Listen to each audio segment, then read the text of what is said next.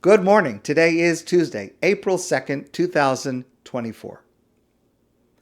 Vayihi bayom hashmini, and it was on the 8th day. This is the beginning of this week's Torah portion, which is called Shmini, which means 8th. On the 8th day, Kara Moshe la'Aaron u'Levanov, Moshe called to Aaron and his sons. Remember, the tribe of Levi was divided. Moshe and his descendants would be Levites. Aharon, his brother, and his descendants would be Kohanim, the Kohen. So on the 8th day, Moshe called to Aaron and his sons, Vayomer al Aaron, and Moshe said to Aaron, okay, it's time for you to take over and to start offering the sacrifices. Fakrev lifnei Hashem, and offer the offerings before God. Vayomer Moshe, and Moshe said, Zeh hadavar asher tziva Hashem tasu, this is what God has commanded you, Aharon, and your sons, to do the worship and the rituals and the sacrifices in the Mishkan, in the sanctuary, later in the Beit HaMikdash, the Holy Temple in Jerusalem. V'yera lechem kvod Hashem, in order for the glory of God, God's Shechina, God's presence, to dwell, to rest amongst us. And later in the Torah portion, we read how Aharon started this service and offered the offerings, and that is what happened. God's presence came to dwell on the Mishkan, on the sanctuary that they had built, and within the Jewish people. So this is the culmination of everything that we started back in Shemos, of commanding the building of the Mishkan and building it and putting it together. And this is the first day. This is the first day that it operates in its normal function, the way it's going to operate for the next many centuries. So it's odd, if this is the first day, why does the Torah call it the 8th day? It's really the first day.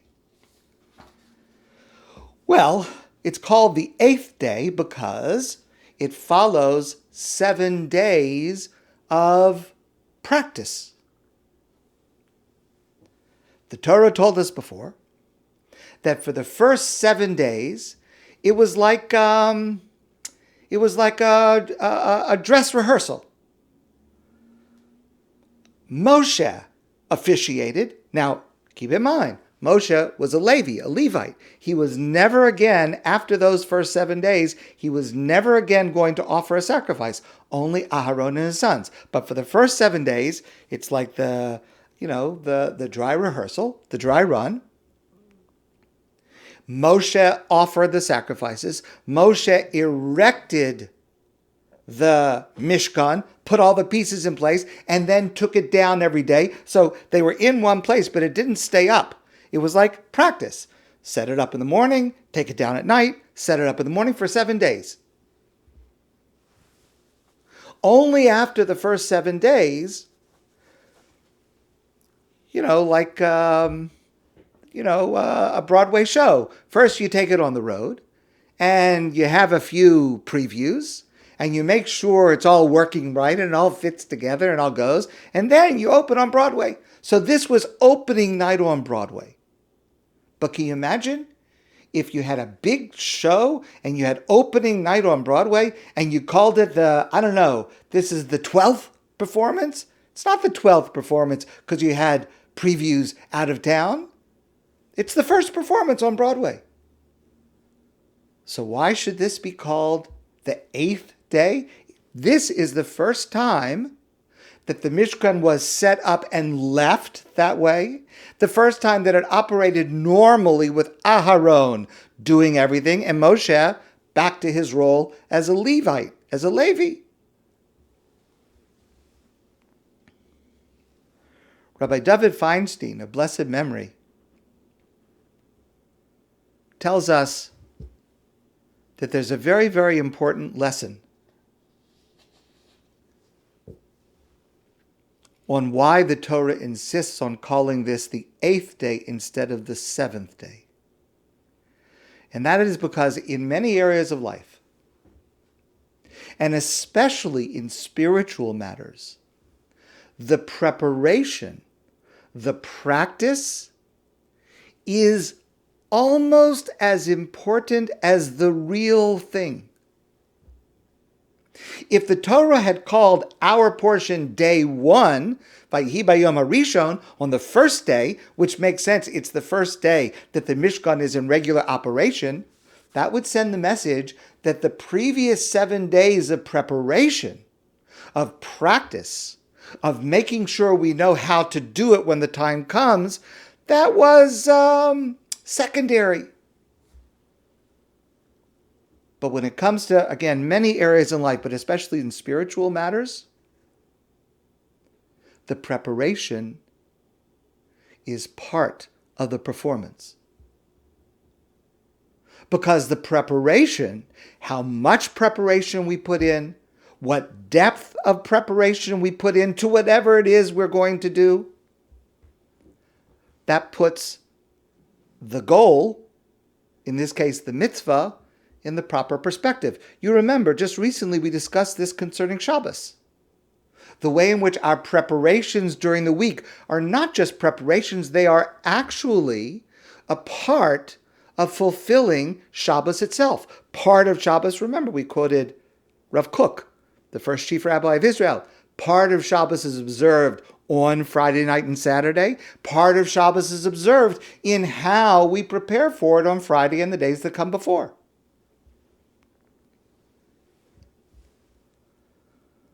Because you can't just walk into Shabbos.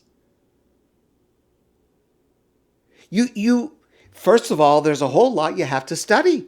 What am I allowed to do? What am I not allowed to do? What am I supposed to do? And then there's a whole lot to understand. What am I supposed to feel on Shabbos? We discussed this many times. But it's like this for any spiritual endeavor. What am I supposed to get out of it? If I don't prepare beforehand, and obviously, our learning together is meant to be a large part of that kind of preparation before we are to do something. Lack of preparation is one of the biggest problems in the Jewish world today, where people think, all too many people think, I can just walk in. I can just be invited to someone's Passover Seder. I can show up that night. They'll give me a Haggadah, and it'll be meaningful.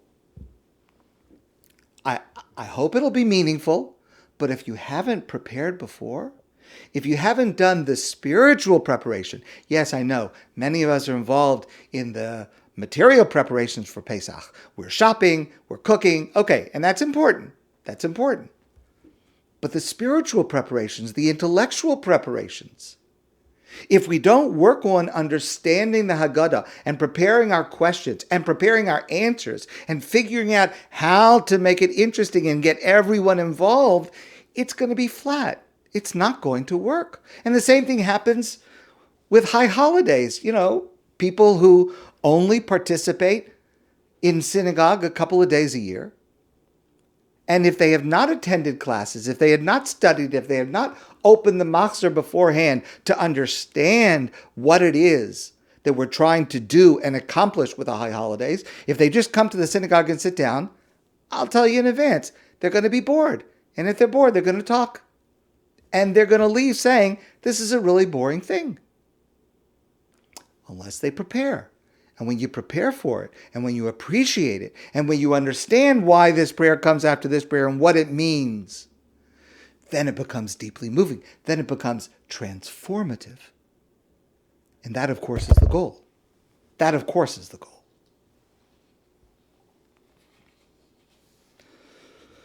Last Shabbos,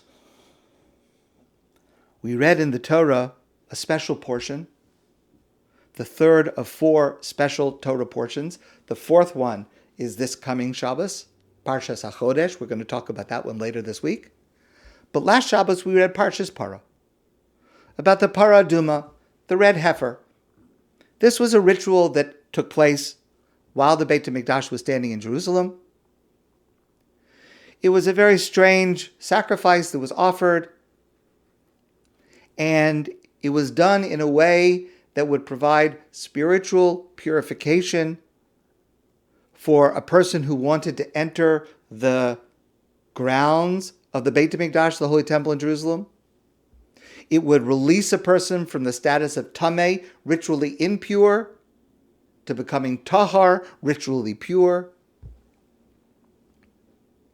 We don't perform this ritual today. We haven't had it in over 2,000 years. We don't understand it. There are aspects of how this was done that defy logic. Our rabbis told us famously that Shlomo HaMelech, the wisest of all men, could not understand the logic of how this ritual works. And it's about an animal that nobody has seen, a parah aduma, this calf that has only red hairs and no other color hairs in it. No one has seen such an animal. Yes, I know there's some people in Texas, they say they're growing it. There's some people in Israel. Okay, but the bottom line is we have never seen this actual animal. So let me just make a suggestion. I mean, let's get rid of this. Why are we reading this Torah portion? Something, we read it every year, the Shabbos after Purim, about 3 weeks before Pesach. Doesn't make any sense to us. We don't understand it. It's not relevant. Why are we reading this?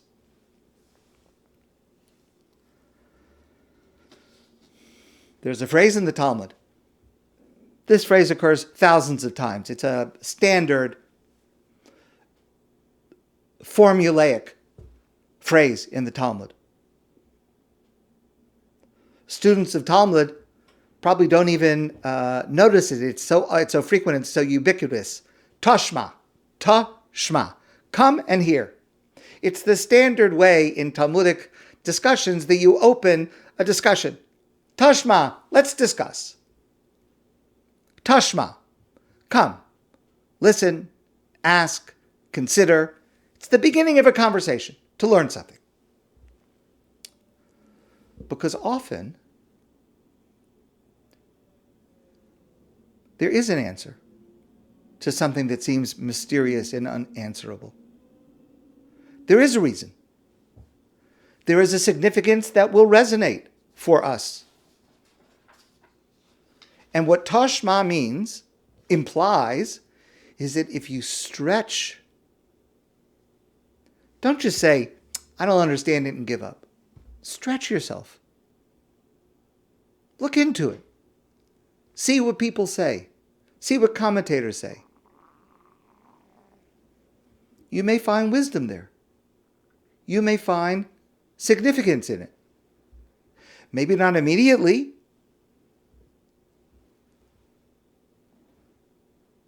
Maybe not intuitively. But don't give up. Tashma. Keep looking into it.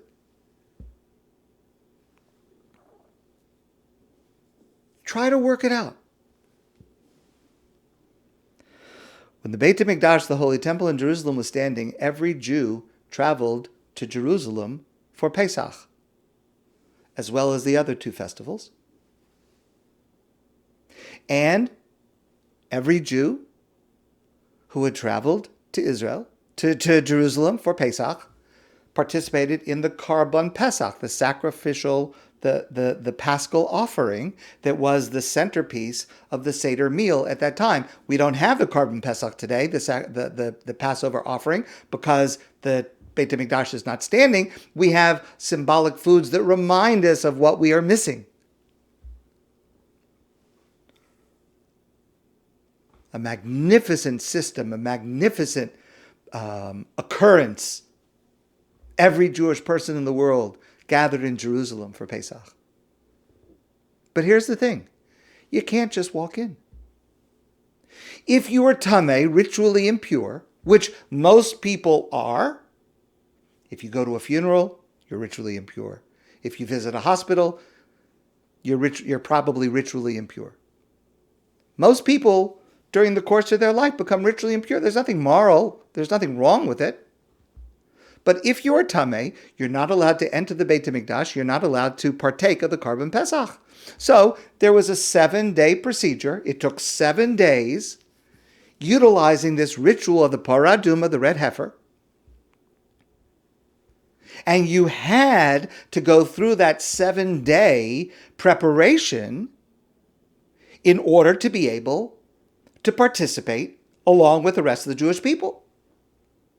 You can't just walk in that night. You can't just walk into someone's Seder that night and sit down and expect to participate. You won't. You won't be included. So, about 3 weeks before Pesach starts, we make an announcement. We read this Torah portion last Shabbos, and the purpose of reading it is to make an announcement. Hey guys, about 3 weeks, Pesach's coming. You better get ready. And again, it's not just about the cooking and the shopping, which is important, but it's also about the spiritual preparations. Are you spiritually prepared? Are you intellectually prepared for Passover and for the Seder?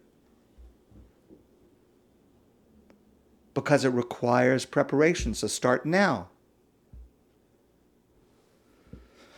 And if you just show up that night, you won't get in.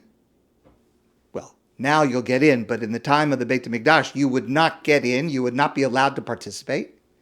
But even now, you won't understand it. You won't appreciate it. And we use the same reading today for the same message, even though the specific ritual is no longer applicable today. But that's the message. Hey guys, Pesach is in just a little over 2 weeks. And if you just show up at the Seder, chances are you're going to be bored. And you're going to be hungry. And you're going to be uninspired.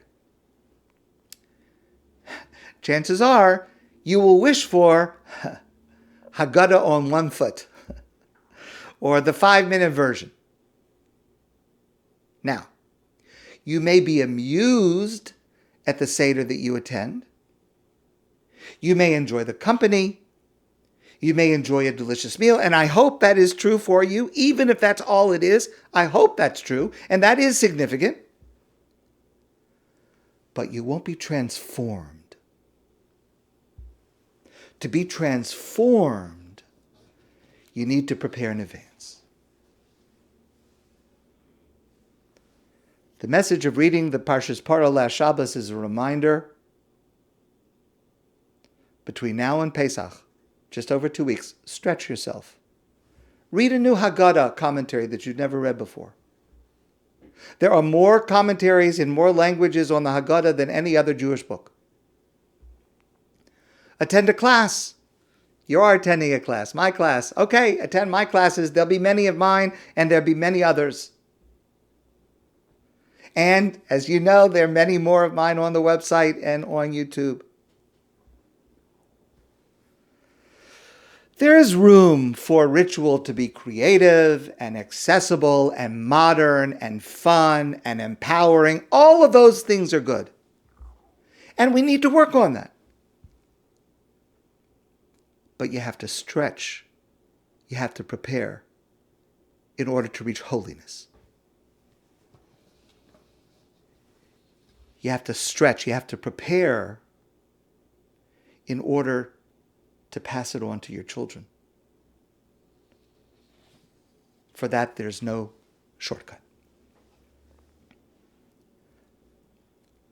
I have the privilege to answer a lot of questions, and it is a privilege. I never forget that. Every time a person asks me a question, they have at least some confidence that I can guide them. It's a great honor. Unless, of course, they don't like my answer. But I have shared with you many times that I learn as much or more from hearing the questions that people ask than the answers that I give, especially before Pesach. And it's not a burden. It's never an interruption. And thank God, the questions are ongoing and frequent and all the time. Thank God, it's an honor. And there are myriad questions to ask about Pesach products because the information changes. You got to be up to date. What is okay this year? What's not okay? How do we do it? Those are very important, and I cherish every question that's asked of me. And I love it. Please don't stop asking those questions.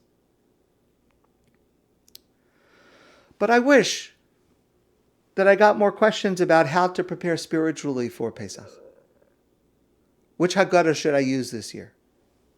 How to make it fun and interesting and authentic. These are the days of preparation for the Seder. Let's remember the message, Vayihi Bayom Hashmini. It was on the 8th day. And recognize it is these days of preparation that will shape the depth and the transformation to which our Passover Seder aspires. My friends, I wish you a great day, and I look forward to seeing you soon in person.